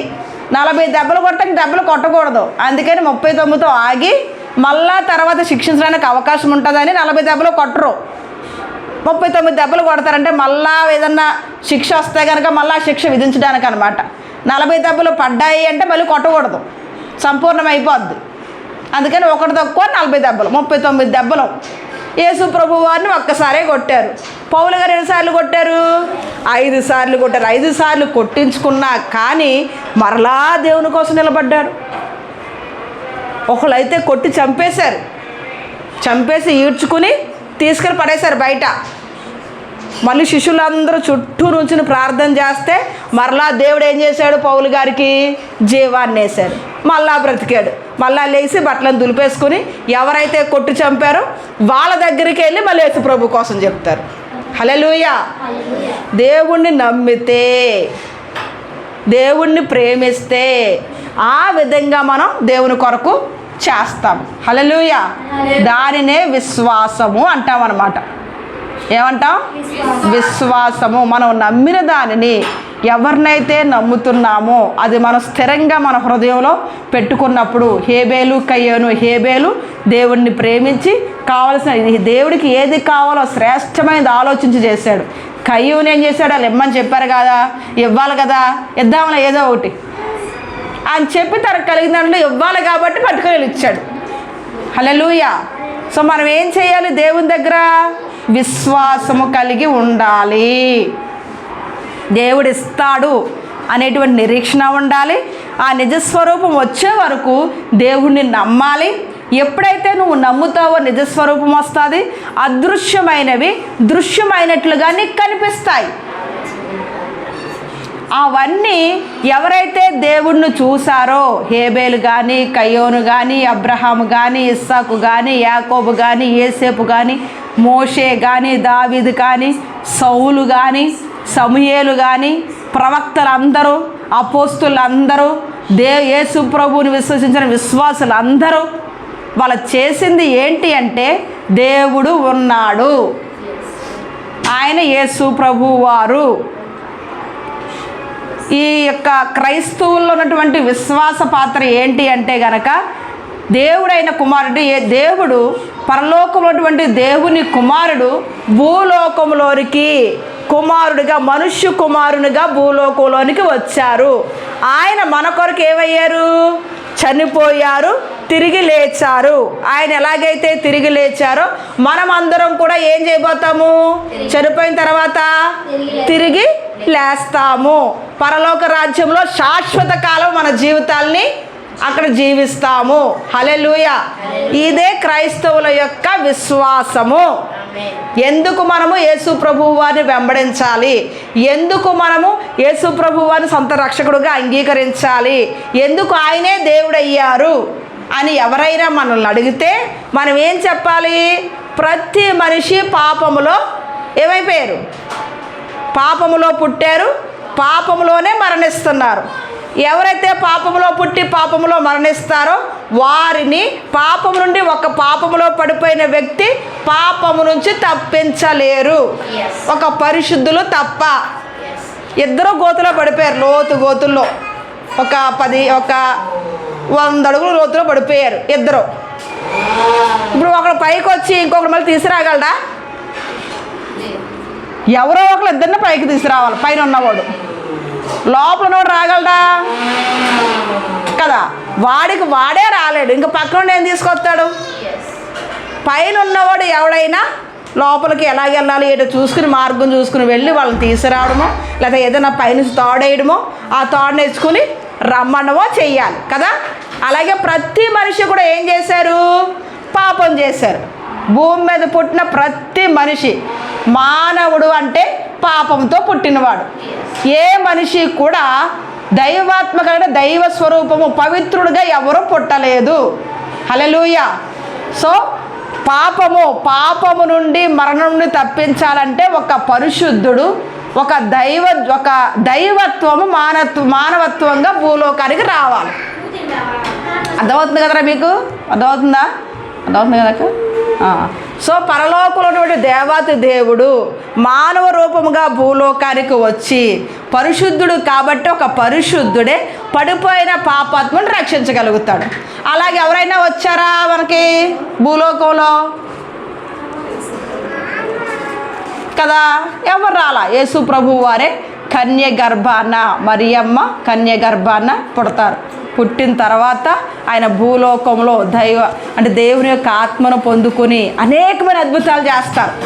భూలోకంలో ఎవరినైనా ఏ దేవునైనా సరే కంపారిజన్ చేసినా ఎవ్వరు కూడా కన్య గర్భాన పుట్టలేదు. ఒక యేసు ప్రభువు వారు మాత్రమే పుట్టారు. ఎవ్వరూ కూడా దేవుని ఆత్మ కలిగి జీవాన్ని, చనిపోయిన వ్యక్తుల్ని ఎవ్వరూ లేపలేదు. హల్లెలూయా. చనిపోయిన వ్యక్తిని ఎవరూ లేపలేదు, యేసు ప్రభు వారు మాత్రమే లేపారు.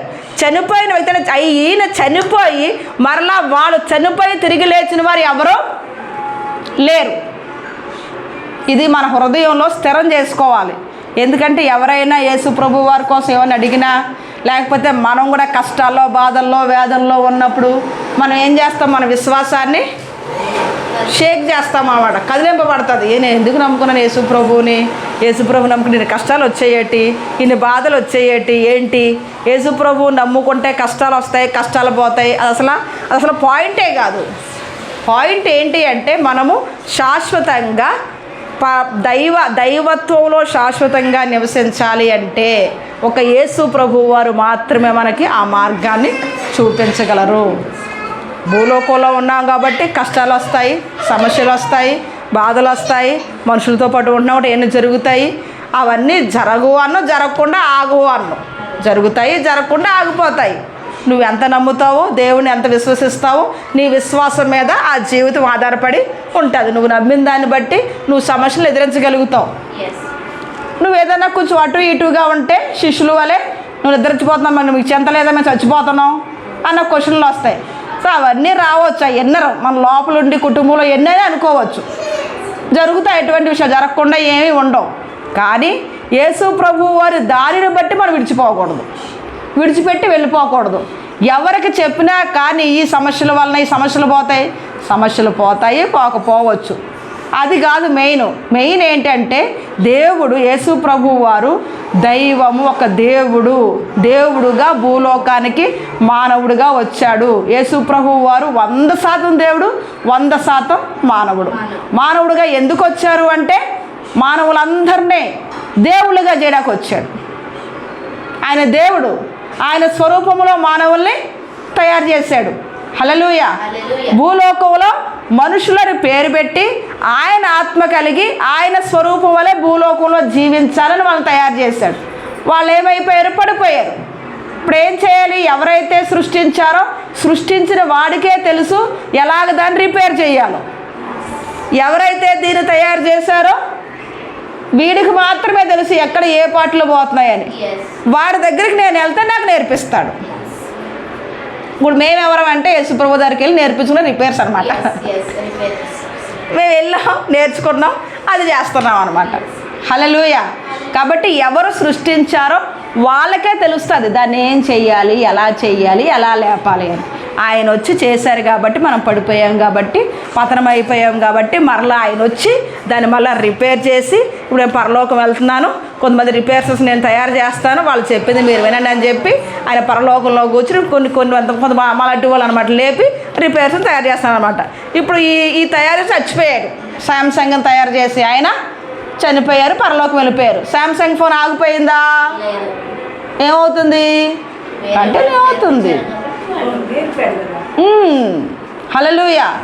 అలాగే యేసు ప్రభు వారు కూడా మానవత్వంగా భూలోకానికి వచ్చి కొంతమంది మనుషుల్ని ఏర్పాటు చేసుకుని ఎక్కడ ఎలా చేయాలి, ఈ మిషన్లకి ఏమేం కావాలి అన్నీ నేర్పించి, ఆ నేర్పించిన వాళ్ళు వీళ్ళకి నేర్పించి ఇప్పుడు వరకు ఎన్ని తరాలు 2000 సంవత్సరాల నుంచి ఆయన వచ్చిన 2000 సంవత్సరాల నుంచి నేర్పించుకుంటూనే ఇంతమంది శిష్యులు. ఈ ప్రపంచంలో ఏ దేశంలోకి వెళ్ళినా క్రిస్టియన్స్ ఉంటారు, ఏ దేశంకి వెళ్ళినా క్రిస్టియన్స్ ఉంటారు. ఎందుకంటే అది సత్యం,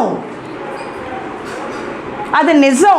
సృష్టింపబడింది నిజం, ఆయన వచ్చింది నిజం, ఆయన తయారు చేసింది నిజం. కాబట్టి యేసు ప్రభు వారి విషయంలో మనం ఏ మాత్రం కూడా అవిశ్వాసులుగా ఉండడానికి వీలు లేదు. ముఖ్యంగా మనం విశ్వాసంలో స్థిరపరచబడాలి.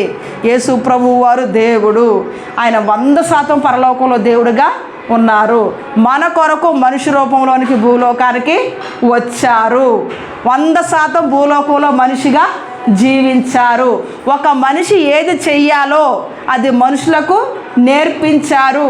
యేసు ప్రభు వారి గురించి జీవిత చరిత్ర మనం చదివితే ఒక మనిషి ఎలా ఉండాలి, ఎలా ఉంటే ఆరోగ్యకరంగా ఉంటాడు, ఎలా ఉంటే ఆశీర్వదింపబడతాడు, ఎలా ఉంటే దీర్ఘాయువు కలుగుతుంది, ఎలా ఉంటే తెలుపు అవుతాడు, ఎలా ఉంటే నలుపు అవుతాడు, ప్రతిదీ ఉంటుంది. ఇప్పుడు ఈ ఫోను కొన్ని సంవత్సరాలు ఉండాలంటే ఏం చెయ్యాలి? సింపుల్గా ఆయన చెప్పాడు, బ్యాటరీ పాడవకుండా ఉండాలంటే బ్యాటరీని ఏం చేయాలంట, రీఛార్జ్ అనేది, దీనికి ఛార్జింగ్ పెడతాం కదా, ఆ ఛార్జింగ్ అనేది 2 గంటలు పెట్టాలి. దాన్ని కంటిన్యూస్గా పెట్టి ఉంచేయకూడదు. 100% ఎక్కిన తీసేసి మళ్ళీ 20% వచ్చే వరకు ఛార్జింగ్ పెట్టకూడదు. 20% వచ్చే వరకు, 20% వచ్చిన తర్వాత ఛార్జింగ్ పెట్టాలి. అప్పుడు బ్యాటరీ లైఫ్ ఎక్కువ అవుతుంది. అలా కాకుండా నిండిపోయాక 50 వచ్చాక మళ్ళీ పెట్టేసి, 60 వచ్చాక మళ్ళీ పెట్టేసి, రోజుకి 5-6 సార్లు పెట్టేసామనుకోండి, ఏమవుతుందంట, దీని బ్యాటరీ లైఫ్ తగ్గిపోతుంది. అమ్మో అప్పుడు ఏమవుతుంది, చూడగా ఒకేసారి పేలిపోద్ది. పేలిపోతుంది. అర్థమైందా? పేలిపోయింది అనుకోండి, ఫోన్కే లాస్ వచ్చేస్తుంది. అప్పుడు చెప్పిన మాట విన్నాం అనుకోండి, మన ఫోను 10 సంవత్సరాలు 20 సంవత్సరాలు, నీ మాట నేను వినేదేంటి అన్నాం అనుకోండి, ఫోను సంవత్సరమే 2 సంవత్సరాలే, ఫోన్ పక్కన పడేడు, మళ్ళీ కొత్త ఫోన్ తీసుకోవాలి. అవసరమా? చెప్పిన మాట వింటే 10 సంవత్సరాలు వస్తుంది. చెప్పిన మాట వినకపోతే 1 సంవత్సరమే వస్తుంది. అది ఫోన్ కాబట్టి, ఈ ఫోన్ కాకపోతే ఇంకో ఫోన్ తెచ్చుకోవచ్చు. అదే ఆత్మ అయితే నువ్వు చెప్పిన మాట చెయ్యకపోతే, నీ శరీరానికి నువ్వు తగినట్లుగా చేయకపోతే, దేవుడు ఏం చెప్పాడు, తీసుకెళ్ళి నరకంలో పడేసేస్తాను, శాశ్వత కాలం నువ్వు నరకంలో ఉంటావు కదా. అడుగుడంగా శాశ్వత కాలం నరకంలో ఉండిపోవాలి. అదే అవసరమా? దేవుడు చెప్పింది వినడం అవసరమా? మంచిదా? హ్యాపీగా పరలోకంలో జాలీగా ఉండొచ్చు. హల్లెలూయా, హల్లెలూయా. కాబట్టి మన విశ్వాసాన్ని బోధించేవారమైనా, భూలోకంలో జీవించేవారమైనా మన హృదయంలో విశ్వాసాన్ని స్థిరంగా ఉంచుకోవాలి. యేసు ప్రభువుని ఎందుకు వెంబడించాలి, యేసు ప్రభు వారిని ఎందుకు నేను దేవుడిగా అంగీకరించాలి, యేసు ప్రభు వారి కోసం ఎందుకు నేను ఈ శ్రమలను అనుభవించాలి అంటే, ఆయన యేసు ప్రభు వారు దేవుడు, మన కొరకు భూలోకంలోనికి మానవుడిగా వచ్చారు, మన పాపాలను తీసేస్తారు. ఆయనే ఈ శరీరాన్ని సృష్టించారు కాబట్టి ఈ శరీరానికి ఏం కావాలో ఆయన బోధించారు. ఆయన మాట వింటే దీర్ఘాయు భూలోకంలో కలుగుతుంది. దీర్ఘాయు భూలోకంలోనే కాకుండా శాశ్వత కాల జీవితం పరలోకంలోనూ కూడా మనకు ఉంటుంది. ఆయన మాట వినడం శ్రేష్టము కాబట్టి ఆయన మాట వినాలి. ఆయన మాట విన్న వాళ్ళందరూ శాశ్వత కాలము జీవిస్తారు. ఆయన నమ్మితేనే ఆయన మాట మనం వింటాము అని మన హృదయాలకి ప్రతి నిమిషము, ప్రతి మూమెంట్లో, ప్రతి సిచ్యువేషన్లో మన మనస్సుకి ఈ యొక్క విషయాన్ని చెబుతూ ఉండాలి. ఎందుకని? నూతన పరచబడాలి. యేసు ప్రభువుని అంగీకరించడం చాలా ఈజీయే, కానీ అంగీకరించిన తరువాత ఆయనలో విశ్వాసంలో కొనసాగడం అనేది కొంచెం కష్టతరమైనటువంటి విధానం. ఆయన చెప్పిన మాటలు పాటించడం కూడా కొంచెం కష్టతరంగా ఉండొచ్చేమో కానీ అసాధ్యమైతే కాదు. ఎందుకని ఆయన సాధ్యపరిచాడు. ఎలా ప్రేమించాలో చూపించాడు. ఎవరైతే చెడిపోయిన వారిని ఎలాగా మంచి మార్గం నడిపించాలో చూపించాడు. చనిపోయిన వారిని ఎలా లేపాలో చూపించాడు. అనారోగ్యవంతులు ఎలా స్వస్థపరచాలో చూపించారు. పొగరబోతులు కొమ్ములు ఎలా విరవాలో చూపించాడు. దీనులుగా ఉన్న వాళ్ళని ఎలా హెచ్చించాలో చూపించాడు. గర్వాంధులు ఎలా తగ్గించాలో చూపించారు. హల్లెలూయా. ఇవన్నీ మనం ఫాలో చేసుకుంటూ వెళ్ళినప్పుడు ముందు మన జీవితం కట్టబడుతుంది, మన కుటుంబ జీవితం కట్టబడుతుంది. నిన్ను బట్టి దేవుడు సంతోషిస్తాడు. దేవుడు సంతోషం భూలోకానికి ఆశీర్వాదకరంగా ఉంటుంది. దేవుడు భూలోకంలో ఒక మనిషి నిమిత్తం సంతోషపడితే ఆ మనిషి భూలోకానికి ఆశీర్వాదకరం. యేసు ప్రభువుని బట్టి సంతోషించారు, యేసు ప్రభు భూలోకానికి ఆశీర్వాదం. ఏబుని బట్టి సంతోషించారు, ఏబు భూలోకానికి ఆశీర్వాదం. అసలు ఏబు జీవితం చదువుతుంటే, ప్రభువా నేను నడుచుకుంటూ వెళ్తుంటే యవనస్తులందరూ లేచి నుంచున్నారు. నేను ఆ యొక్క రాజ్యసభలోకి అంటే ఏదైతే తీర్పు సభలోకి నేను వెళుతున్నప్పుడు అధికారులందరూ నన్ను చూచి కుర్చీలో నుంచి లేచి నిలబడ్డారు. నేను కూర్చునే వరకు వాళ్ళందరూ కలిసి ఒక ఆలోచన చేస్తే, నేను వెళ్ళి ఒక ఆలోచన చెప్తే నా ఆలోచన ఏకీభవించి దాన్నే వాళ్ళు పాటించారు. అంటే వీళ్ళందరూ ఒక ఆలోచన అయితే నా ఆలోచన ఎవరి ఆలోచన? దేవుడి ఆలోచన. వీళ్ళందరూ కలిసి ఒక నిర్ణయానికి వచ్చేసారు ఇది చేద్దామని. నేను వెళ్ళిన తర్వాత ఆలోచన కన్నా ఈ ఆలోచన మంచిదని నేను ఒక ఆలోచన ఇచ్చిన వెంటనే అది మీ ఆలోచనగా వారు తీసుకునే స్థాయికి నన్ను పెట్టావు ప్రభువా. హల్లెలూయా. అంటే ఏబు జీవితం చదువుతూ ఉంటే భూలోకంలో విధవరాండ్లు ఎవ్వరు కనిపించినా వాళ్ళందరికీ చనిపోయే వరకు వాళ్ళకి ఆహారం అందించేవాడంట. చనిపోయే వరకు ఎవరికి? విధవరాళ్ళకి. పేద పిల్లలు అంటే పుట్టిన తర్వాత అనాథ పిల్లలు ఉంటారు కదా, అనాథ పిల్లలందరూ ఈయనింట్లోనే ఉండేవారంట. వీళ్ళ పిల్లలతో సమానంగా అన్నీ చూసేవాడంట. చెప్తాడు ఆయన, ప్రభువా విధవరాళ్ళకి నేను పోషకుడిని అయ్యాను, పేద పిల్లలకి నేను తండ్రిని అయ్యాను, వెర్రివేసరేసేటువంటి యవనస్తులకి నేను టీచర్ని అయ్యాను, పెద్దలందరూ కూర్చుంటే వాళ్ళందరికీ అధిపతిని అయ్యాను. ఇన్ని విషయాలు నన్ను ఆశీర్వదించావు ప్రభువా. అందుకే ఏబుని బట్టి దేవుడు ఏం చేశాడు? సంతోషించాడు. ఏబు యథార్థవంతుడు, న్యాయవంతుడు, అతని వంటివాడు భూలోకంలో ఎవ్వరూ లేరు. హల్లెలూయా. అంటే దేవుడు గనక ఒక మనిషిని బట్టి భూలోకంలో ఉన్న మనిషిని బట్టి సంతోషిస్తే ఆ మనిషి భూలోకానికి ఆశీర్వాదం. హల్లెలూయా. సో మనం ఎలా ఉండాలి? దేవుడిని సంతోషపెట్టే వారంగా మనం ఎలాగ ఏబు ఉండగలిగాడు? దేవుని యందు విశ్వాసం ఉంచాడు. తల్లి గర్భం నుండి ఎలా వచ్చానో మరలా తిరిగి అలాగే వెళ్ళిపోతాను. ఆయనే ఇచ్చాడు, ఆయనే ఇచ్చినవాడు, ఆయనే. ఎలా ఇవ్వమని అడుగు తీసుకోమని చెప్పలా, ఆయన ఇష్టం. ఆయన ఏం చేస్తుందో నాకు ఇష్టం. అంత పరిపూర్ణంగా ఏబు యేసు ప్రభు దేవుణ్ణి నమ్మారు. హల్లెలూయా. అంటే మొట్టమొదటిగా ఒక చెట్టు నిలబడాలి అంటే వేళ్ళు బలంగా వెళ్ళి ఎక్కడైతే నీటి ఊట ఉందో ఆ ఊటలో ఆ వేర్లు స్థిరపరచబడాలి. వేర్లు ఏం చేయాలి? నీటి ఊట దగ్గర స్థిరపరచబడాలి. అప్పుడే ఆ చెట్టు ఎంత గాలికైనా ఎన్ని కాయలు రాళ్ళతో కొట్టినా తట్టుకోగలుగుతుంది. ఫలాలు ఇస్తుంది కానీ చెట్టు పడదు. ఆకులు రాలిపోతే చెట్టు పడదు. కొమ్మలు ఇరిచేస్తారు, చెట్టు పడదు. ఎందుకని? వేర్లు ఎక్కడున్నాయి? స్థిరమైన నీటి ఊట దగ్గర ఉంది. అది ఎవ్వరు నీళ్ళు పోయిరు, చావదు. నీళ్ళు పోసేవాళ్ళు లేరు, కాయలు తినేవాళ్ళు అందరూ ఉన్నారు, నీళ్ళు పోసేవాళ్ళు ఎవరు లేరు. అది ఎక్కడుంది? ఆ వేర్లు ఎక్కడున్నాయి? భూమిలోకి వెళ్ళి భూమిలో ఎక్కడ నీటి ఊటలు ఉన్నాయో నీటి ఊటలో స్థిరపరచబడింది. అందరూ పైన కాయలే చూస్తున్నారు, ఈ చెట్టుకి నీళ్ళు ఎవరు పోతున్నారు? హల్లెలూయా. దేవుని యందు విశ్వాసంలో మన ఆలోచనలు, మన తలంపులు అవి వేరులాంటి అన్నమాట. లోపల ఉన్నటువంటి వేర్లు ఏంటంటే ఆలోచనలు, తలంపులు, మన జ్ఞానం, మన విశ్వాసం. నీటి ఊట ఎవరు?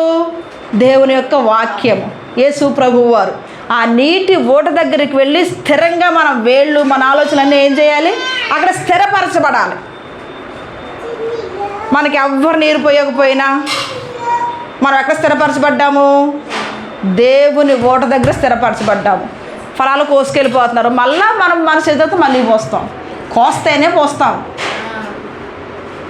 కొయ్యకపోతే మళ్ళీ రాళ్ళు పడిపోతే వేస్ట్ అయిపోతాయి. కొయ్యడమే మంచిది, రాళ్ళ దెబ్బలు కొట్టడమే మంచిది. రాళ్ళ దెబ్బలు కొడితే కాయ పడుతుంది, ఆ పళ్ళు ఇంకొకరు తింటారు. మళ్ళీ మనం ఏం చేస్తాం? మళ్ళీ పళ్ళు కొలుస్తాం. హల్లెలూయా. అయితే మనం ఎక్కడ వేర్లు స్థిరపరచబడాలి? దేవుని వాక్యములో. ఆ వాక్యం అనే ఓట దగ్గర మన ఆలోచనలో, మన తలంపులో, ప్రతి విషయంలో కూడా అక్కడికి వెళ్ళే అక్కడ స్థిరంగా ఉండిపోవాలి. కాయలు కోసుకున్న వాళ్ళంటే మన యొక్క మంచి క్రియలు, మనం చేసే పనులు అందరూ అనుభవించి మనం తిట్టినా చేసినా వాళ్ళు ఇవ్వకపోయినా నో ప్రాబ్లం, ఇచ్చినా నో ప్రాబ్లం. ఆల్రెడీ ఓటు నాలో ఉంది. ఒకవేళ ఎవడన్నా జాలిపడి పళ్ళు కోసుకుంటున్నానే కనీసం ఒక బకెట్ నీళ్ళు తెచ్చేద్దాంలే అని వేసాడు అనుకోండి, వేయనివ్వండి, నో ప్రాబ్లం. వాడు వేసినంత మాత్రాన నేనేమి ఎక్కువ కాయలు కాసాను, వేయినంత మాత్రాన కాయకుండాను. ఎందుకని? నేను ఎక్కడున్నాను? నీటి ఓడ దగ్గర ఉన్నాను. వేసాడు అనుకో, దేవునికి స్తోత్రం, ఆ వేసాడు కాబట్టి ఇంకో 4 పళ్ళు ఎక్కువ కోసుకుని వెళ్తాడు. వేయినోడు కూడా కోసుకుని వెళ్ళమని వద్దని చెప్పం. హల్లెలూయా. కానీ మన ఆ వేళ్ళు నీటి ఓట దగ్గర లేకపోతే ఎవరో కొయ్యకపోయినా, ఎవరు రాకపోయినా చెట్టు ఏమైపోతుంది? ఎండిపోతుంది. హల్లెలూయా. అందుకే మనకు వేర్లు ఏంటి అంటే మన విశ్వాసము. ఎవరి మీద మన విశ్వాసం ఉంటుంది? దేవుని వాక్యం మీద. ఆ వేరు అనేటువంటి విశ్వాసం, ఆ యొక్క యేసు ప్రభు వారి మాటల మీద మన వేరు ఉండాలి. ఎవ్వరు ఏం మాట్లాడినా, ఇక్కడ యుద్ధాలు జరిగిపోతున్నాయి, అమ్మో యుద్ధం జరిగిపోతుంది, ఏం చేయాలి ఏం చేయాలి ఏం చేయాలి ఏం చేయాలి? దేవుడు ఏం చెప్పాడు? చదవాలి. అలా జరుగుతున్నప్పుడు ఏం చేయమని చెప్పాడు? యుద్ధాలు జరుగుతాయి, అంత్యకాలాల్లో యుద్ధాలు జరుగుతాయి, ఒక దేశం మీద ఒక దేశం పడుతుంది, భూకంపాలు వస్తాయి. ఎవ్వరూ భయపడొద్దు, ఎవ్వరూ భయపడొద్దు, కానీ విశ్వాసం ఉంచండి. అదేంటంటే నాకు రావడానికి సూచనలు. మీకు కలిగిన దాన్ని గట్టిగా విడిచిపెట్టొద్దు, దాన్ని కలిగిన దాన్ని గట్టిగా పట్టుకోండి. భయపడొద్దు, మీకు కలిగిన దాన్ని విడిచిపెట్టొద్దు. అది దేనికంటే నేను వస్తున్నా అనడానికి సూచన. అంటే సూచనలు మనకు ఆల్రెడీ ఇవ్వబడ్డాయి. సూచనలు ఇవ్వబడిన తర్వాత మనం చేయవలసింది ఏంటి? దేవుడు మనకి ఏ పని అప్పగించాడో ఆ పనిని మనం కొనసాగించాలి. జరుగుతున్న దాన్ని బట్టి మనం బాధపడో భయపడో చేయడం కాదు, కానీ జరుగుతున్న దాన్ని బట్టి దేవుని వాక్యం బట్టి మనం మరింత యాక్టివ్గా అవ్వాలి. ఇంకా ఆయన వచ్చేస్తున్నాడు. ఆయన వచ్చే లోపల నేను ఏ పని చేయాలి? ఏ పని నాకు అప్పగించాడు? ఏ పని చేయాలని, ఏ పని పడితే పని చేసేయకూడదు. ఆయన నాకే పని అప్పగించాడు. అర్థమైందా? మామిడి చెట్టు వెళ్ళి నేను ఆ చెట్టుతో నాకు నీళ్ళ తల తెచ్చి ఇంకో చెట్టుతో అంటగట్టబడింది అనుకో, అది ఒక్క సంవత్సరానికి ఉపయోగపడి తర్వాత సంవత్సరానికి ఉపయోగపడి చచ్చిపోద్ది. ఇంకో చెట్టుతో అంటబడితే ఈ కొమ్మ తీసుకెళ్ళి ఇంకో చెట్టుతో అంటగట్టి పెడితే ఆ చెట్టు వేర్లు బట్టి చెట్టు ఎదగడం ఫలించడం జరుగుతుంది. కానీ ఆ సంవత్సరానికే, తర్వాత ఇంక పని చేయదు, ఎండిపోద్ది అనమాట. హల్లెలూయా. ఒక కొమ్మ తీసుకెళ్ళి ఇంకో చెట్టుతో జతపరుస్తే, కానీ ఏ చెట్టు ఉండవలసిన స్థాయిలో ఆ చెట్టే ఉందనుకోండి, దాని లైఫ్ అయిపోయే వరకు ఉంటుంది. కాబట్టి మనల్ని ఎక్కడ స్థాపించాడో, ప్రభు నన్ను ఎక్కడ నిలబెడమన్నావు, ఎక్కడ నిలబడమన్నావు, ఎక్కడ నాకు పని అప్పగించావు, ఎక్కడ నేను చెయ్యాలి అని మనం అడిగినప్పుడు మన స్థానం మనకు చూపిస్తాడు. నువ్వు అక్కడే ఉండగలిగితే నీ జీవితం అంతా దేవుడు భూలోకంలో ఇచ్చినంత వరకు నువ్వేమవుతావు? అక్కడ స్థిరపరచబడతావు అన్నమాట. హల్లెలూయా. ఈ విశ్వాసాన్ని మాత్రం క్రిస్టియన్స్గా ఈ విశ్వాసాన్ని మన హృదయంలో ఏం చేసుకోవాలి? స్థిరం చేసుకోవాలి. విశ్వాసము ప్రతి క్రైస్తవులకు ఉండవలసి ఈ విశ్వాస ప్రమాణం అన్నమాట. యేసు ప్రభు వారు భూలోకానికి వచ్చారు. ఆయన దైవ కుమారులు, భూలోకంలో మానవ కుమారులుగా వచ్చారు. మానవుడిగా భూలోకంలో జీవించాడు. కన్య గర్భాన జన్మించారు.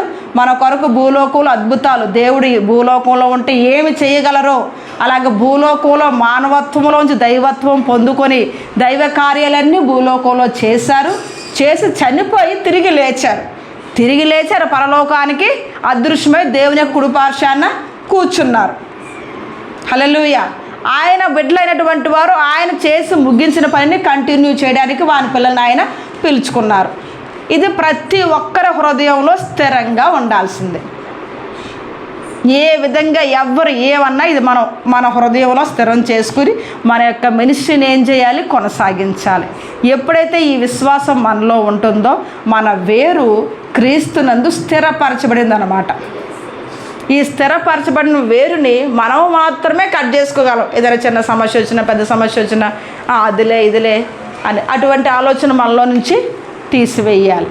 దేవుడు ఏదైనా చేస్తాడు, ఏవైనా చేయగలడు అని ఎప్పుడైతే ఈ విశ్వాసాన్ని మన జీవితంలో కొనసాగిస్తామో దేవుడి యొక్క రాజ్యంలో స్థిరమైనటువంటి ఒక చెట్టుగా మనం నిలబడతాము. మన జీవితాన్ని పరిపూర్ణత చేసి ఆయన అప్పగించిన పనిని మనం ముగించి పరలోక రాజ్యానికి ఆరోహణమవుతాం అన్నమాట. పరలోక రాజ్యంలో దేవుడు నీ కొరకు ఏదైతే నీ కొరకు ఏర్పాటు చేశాడో ముందు నిన్ను నువ్వు కాపాడుకోవాలంటే ఈ విశ్వాసం అవసరం. ఇదే విశ్వాసాన్ని పక్కలకు నువ్వు బోధించినప్పుడు వాళ్ళని కూడా నువ్వు రక్షించగలుగుతావు. ఈ విశ్వాసంలో నువ్వే స్థిరంగా లేకపోతే, నువ్వే స్థిరపరచబడకపోతే, ఏదో దేవుడు యేసుప్రభు అని చెప్పేశారు, నమ్మేశాను, ఆయనకు దర్శనం ఇచ్చారు కాబట్టి ఆయన యేసుప్రభు, ఆయన దర్శనం ఇచ్చారు కాబట్టి, ఆయన నన్ను కాపాడారు కాబట్టి, ఆయన ఈ సమస్యలను తప్పించారు కాబట్టి దేవుడు అని నమ్మకూడదు. ఎందుకు ఆయన దేవుడు? ఆయన పరలోకంలో దేవుడు, లేఖనాల ప్రకారం భూలోకానికి వచ్చాడు, మరియ కన్య గర్భాన జన్మించారు, జన్మించడమే కాకుండా దైవత్వాన్ని భూలోకంలో చూపించారు, ఆయన చనిపోయారు, తిరిగి లేచారు. దీనిని బట్టి యేసుప్రభుని నేను నమ్ముతున్నాను, దీనిని బట్టే పరలోకంలోకి వెళ్తానని బట్టి నేను యేసుప్రభుని విశ్వసిస్తున్నాను. ఇది విశ్వాస ప్రమాణం. మన విశ్వాస ప్రమాణం ఎలా ఉండాలి? ఇలా ఉండాలి, లేఖనాల ప్రకారం చూపించాలి. మన విశ్వాస ప్రమాణం యేసుప్రభు వారు ప్రార్థన చేస్తున్నా కనిపించాను, అక్కడ ఉపరపు తగ్గిపోయింది కాబట్టి యేసుప్రభు వారిని దేవుడిగా నమ్ముతున్నాను. సరే, ఆ విషయం చూపించి దేవుడికి రుచి చూపించారు. కడుపునొప్పి తగ్గింది, సరే ఆయన దేవుడిని నమ్మావు, కానీ ఆయన దేవుడు అనడానికి రుజువు ఏంటంటే లేఖనాల ప్రకారం భూలోకంలో అన్నీ జరిగాయి. అది మన విశ్వాసం. హల్లెలూయా. దానిలో మనం స్థిరంగా ఉన్నప్పుడు అప్పుడు భూలోకంలో దేవుని యొక్క కార్యాలు, దేవుని రాజ్యాన్ని స్థిరపరచడానికి దేవుడు మనల్ని బలంగా వాడుకుంటాడు. అలా మనల్ని వాడుకును గాక. ఆమేన్. అదన కళ్ళు మూసుకొని చిన్న ప్రార్థన చేద్దాం. హల్లెలూయా. పరిశుద్ధుడా, మీ నామమునకు వందనాలు, స్తోత్రాలు చెల్లిస్తూ ఉన్నాను ప్రభువా. తండ్రి, నేను నమ్ముట నువ్వు దైవ కుమారుడు అయి ఉండి ప్రభువా 100% దేవుడుగా 100% మానవుడిగా భూలోకానికి వచ్చి మానవత్వంలో నుంచి దైవత్వాన్ని ప్రభువా భూలోకంలో నిరూపించావు. మేమును కూడా మానవులుగా ఉంటూ ఈ మానవత్వంలోంచి దైవత్వాన్ని మీరును చూపించగలరు అని మీరు నిరూపించారు. మీరు చనిపోయి మరలా జీవాన్ని పొందుకుని తిరిగి లేచి తండ్రి యొక్క కుడిపార్శ్వమున మీరు కూర్చుని ఉన్నారు ప్రభువా. అలాగే మేమును కూడా చనిపోయి తిరిగి లేచి శాశ్వతమైన జీవంలోనికి మేమును ప్రవేశిస్తామని మీరు చూపించి నిరూపించి మాదిరిగా ఉంచి వెళ్ళారు ప్రభువా. వందనాలు. అందును బట్టే మిమ్మల్ని మేము ఫాలో అవ్వాలని, ఆ లేఖనాల బట్టి మీరు నెరవేర్చిందంతా లేఖనాల మీద విశ్వాసం ఉంచి మా విశ్వాస ప్రమాణాన్ని మా హృదయంలో స్థిరపరచుకోవాలని పరిశుద్ధాత్మదేవ మీరు స్పష్టంగా మాతో మాట్లాడినందుకే వందనాలు ప్రభువా. మీరు అద్భుత కార్యాలు చేసి మిమ్మల్ని తెలుసుకోవడానికి ఒక మార్గము చూపించారు. కానీ సత్యం ఏంటంటే లేఖనాల ప్రకారంగా మీరు భూలోకానికి వచ్చి లేఖనాల ప్రకారంగా లేఖనాలు నెరవేర్చి ప్రభువా మమ్మల్ని దైవత్వంలో నడిపించడానికి మీరు చేసినటువంటి మీ యొక్క ఆశ్చర్యమైన కార్యాన్ని బట్టి మీకు వందనాలు చెల్లిస్తున్నాం. మేమును కూడా అటువంటి విశ్వాసంలోనే స్థిరపరచబడదుము గాక. ఏ శైతాను క్రియలు కానీ, ఏ యొక్క మనుషుని జ్ఞానం కానీ, ఏ సమస్యలు కానీ, ఏ వేదన కానీ, ఏ చింత కానీ ఏది కూడా ఈ విశ్వాసం నుంచి మమ్మల్ని తొలగింపబడకుండా ఆ విశ్వాసంలో మేము స్థిరపరచబడదుము గాక. అనేక మందిని స్థిరపరిచేవారముగా మేము పొందుము గాక.